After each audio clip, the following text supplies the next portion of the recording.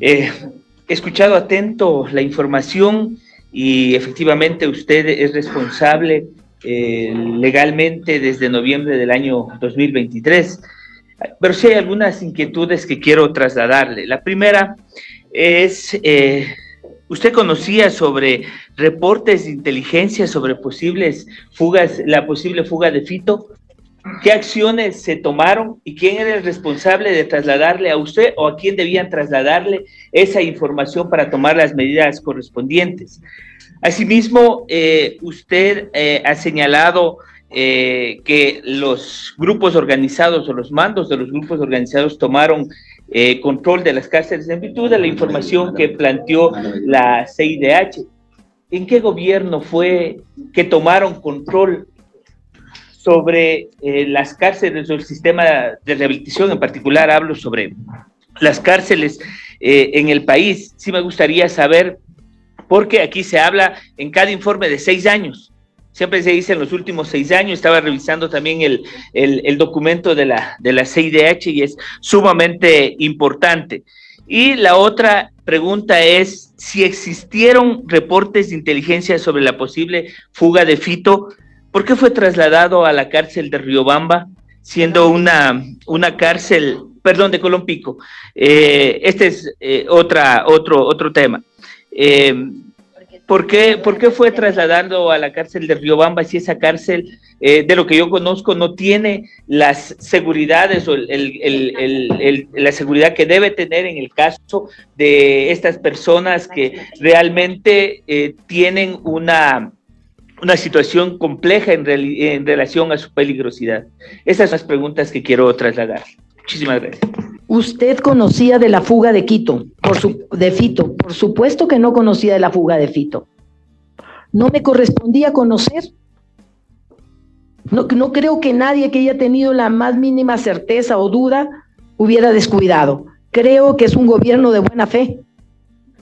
No creo que nadie tuviera certeza de la fuga de Fito. Y no lo conocía. ¿En qué gobierno tomaron control? Reitero, yo no voy a caer en hacer señalamientos o acusaciones sobre en qué gobierno empezaron a tomar control. Son procesos y es parte de la historia de vida del Ecuador. Creo que podría hacerse un análisis, un estudio académico muy interesante sobre el proceso de toma de control de los grupos de las cárceles ecuatorianas, pero creo que no es el momento. Estamos en un momento para la acción, de reflexión para el futuro, para un nuevo Ecuador. En cuanto a Colón Pico, debo recalcar lo siguiente. Quien decide a dónde va un privado de libertad es el juez que conoce la causa. Después y solo después, cuando ya el juez va determinando un destino, por razones técnicas y previo un análisis de riesgos, es el SNAI quienes toman las decisiones y se da a conocer a los jueces pertinentes. Esto es ajeno totalmente, tanto al Ministerio de Interior como al Ministerio de Gobierno, la toma de decisiones sobre a dónde va un determinado privado de libertad.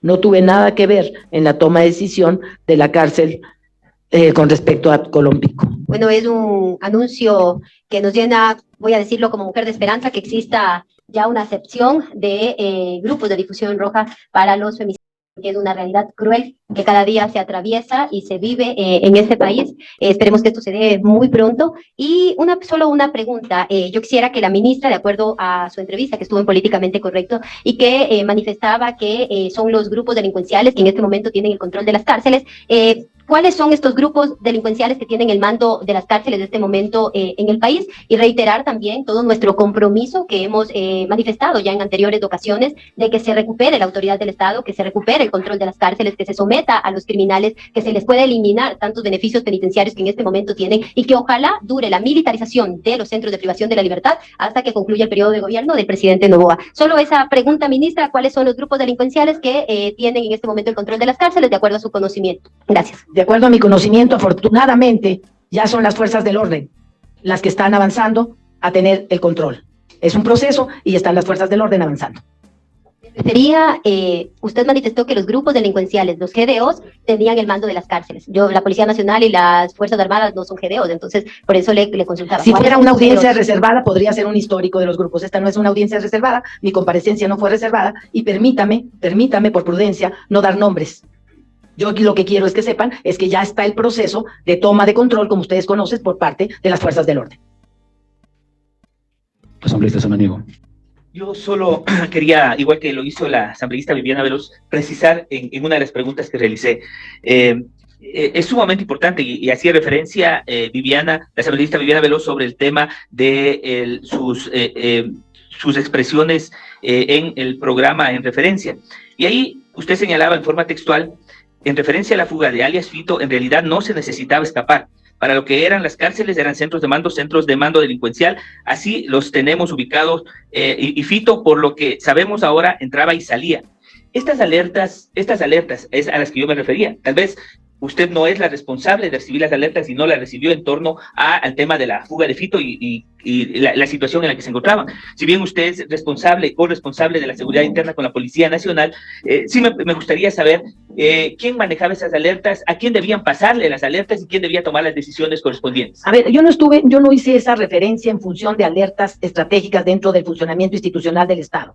Yo lo que conocí fue a raíz de que ya no estaba Fito al pasar la lista de asistencia, después del COSEPE, yo conocí por personas, elementos humanos, informantes humanos, que me decían que al más alto nivel, no sé cuál era, ya se había indicado que Fito tenía tal control que entraba y salía. Fue lo que yo referí. Y eso también se lo manifesté a la policía, obviamente, y se lo manifesté al señor presidente. Si el señor presidente lo que hizo fue tomar decisiones rápidas y generar el decreto, primero el 110 y después el 111. La pregunta es, ¿en dónde debían procesarse esas alertas? A ver, reitero, estoy hablando del sistema que yo conocí posterior. Estoy hablando de que una persona dice, yo al más alto nivel les informé que esto estaba aconteciendo. ¿Dónde deberían de procesarse? Esa pregunta, discúlpenme que sea insistente, yo no pertenezco al sistema que maneja las cárceles. Eso tiene que manejarse desde la cárcel, tiene que manejarse desde quien administra la cárcel. Para mí lo primero, quien tiene que saber de las alertas es quien administra una cárcel. Y el órgano técnico que administra es el SNAI. Esto por lógica, sin que conozca cuál es el sistema de alertas al detalle. Alertas de otro tipo, yo debo aclarar esto, alertas de otro tipo que no han tenido que ver con Fito, pero por otro tipo yo las recibo con carácter de reservado muy oportunamente, las recibí muy oportunamente, tanto del coronel Cobos como ahora de su actual director, el doctor Sensi. Yo de ellos recibí muy oportunamente siempre alertas. Asambleísta Veloz tiene la palabra. Sí, solamente ya vamos terminando poco. Solamente como punto de información, la ministra nos decía que tiene carácter de reservada la información de los GDOs o de los grupos delincuenciales que se han tomado las cárceles.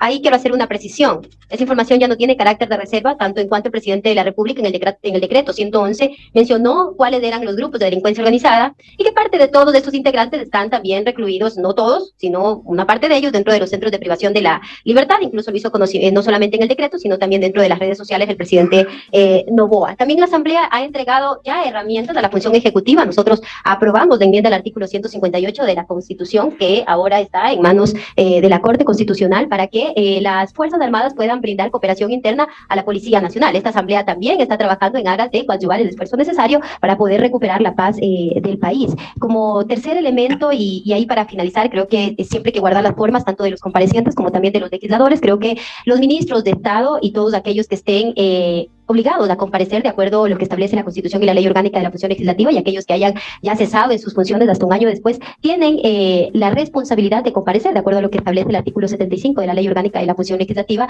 y poder también contestar las preguntas que se les hace dentro de estas comisiones, tanto que sea por escrito o que sea de forma oral. Creo que esa es una responsabilidad y es una competencia que tenemos nosotros, siempre con el debido respeto y guardando las formas. Yo creo que hay que mantener eso, no hay que exaltarse de ninguna de los dos lados, porque el país lo que quiere es respuestas. Y estas comparecencias no son para incomodar a nadie, son para darle verdad y transparencia a un país que en este momento se encuentra azotado, desesperanzado por la delincuencia. También los ecuatorianos hemos puesto los muertos, no solamente la Policía Nacional, también las familias ecuatorianas. Nos han arrebatado a muchos familiares, víctimas de la delincuencia, del sicariato. Entonces, creo que es el momento de trabajar en unidad y de coadyuvar el esfuerzo necesario, ministra. Tiene la palabra, señora ministra. Gracias, asambleísta Veloz.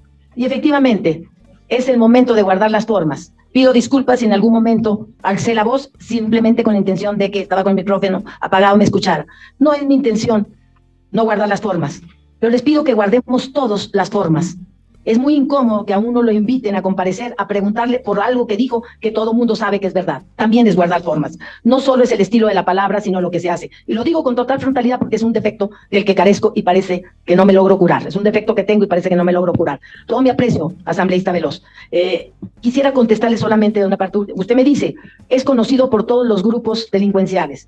Y como dice una canción, entonces, ¿para qué me lo preguntan? ¿Sí? Yo no voy a darle nombre y apellido a ningún grupo. No lo voy a hacer, porque además lo que yo tengo conocimiento en cuanto a acciones concretas e información concreta es dentro del COSEPE y es mi obligación, además, guardar absoluta reserva, porque soy la secretaria del mismo, también por disposición del presidente. Entonces, no puedo hablar más allá de lo que corresponde al ministerio. Les agradezco mucho por haberme recibido.